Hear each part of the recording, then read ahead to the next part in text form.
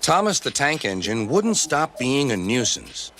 Night after night, he kept the other engines awake.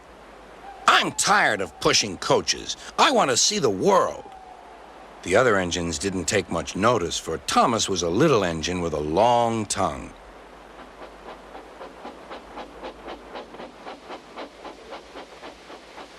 But one night, Edward came to the shed. He was a kind little engine and felt sorry for Thomas. "I've got some freight cars to take home tomorrow. If you take them instead of me, I'll push coaches in the yard." "Thank you," said Thomas. "That will be nice." Next morning, Edward and Thomas asked their drivers, and when they said yes, Thomas ran off happily to find freight cars.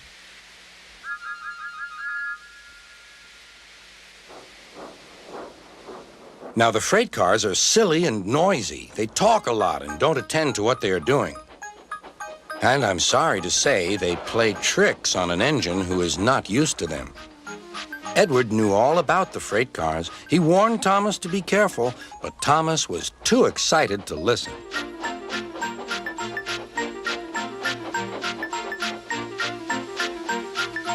The shunter fastened the coupling, and when the signal dropped, Thomas was ready. The conductor blew his whistle. "Beep, beep," answered Thomas, and started off. But the freight cars weren't ready. "Oh, oh," they screamed. "Wait, Thomas, wait!" But Thomas wouldn't wait. Come on, he puffed. "All right, don't fuss. All right, don't fuss," grumbled the cars.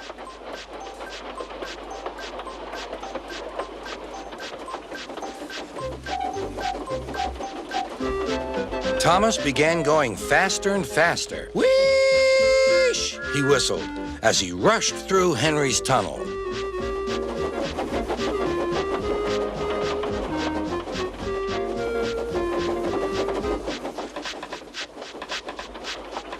"Hurry, hurry," called Thomas. He was feeling very proud of himself. But the cars grew crosser and crosser. At last, Thomas slowed down as he came to Gordon's Hill.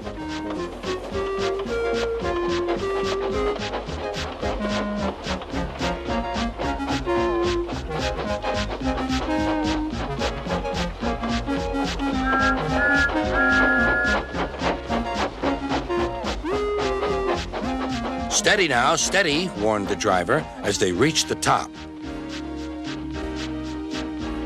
He began to put on the brakes. We're stopping," called Thomas. "No, no, no," answered the cars, bumping into each other. Go on." Before the driver could stop them, they had pushed Thomas down the hill and were rattling and laughing behind him. Poor Thomas tried hard to stop them from making him go too fast. Stop pushing, he hissed. But the cars took no notice. Go on, they giggled in their silly way.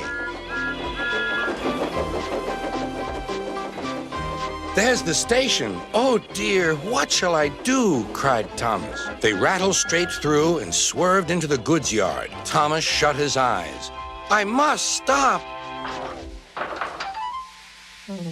When he opened his eyes, he saw he had stopped just in front of the buffers. There, watching him, was Sir Topham Hatt. "What are you doing here, Thomas?" he asked. "I've brought Edward's freight cars," Thomas answered. "Why did you come so fast?" "I didn't mean to. I was pushed," said Thomas. "You've got a lot to learn about freight cars, Thomas. After pushing them about here for a few weeks, you'll know almost as much about them as Edward. Then you'll be a really useful engine."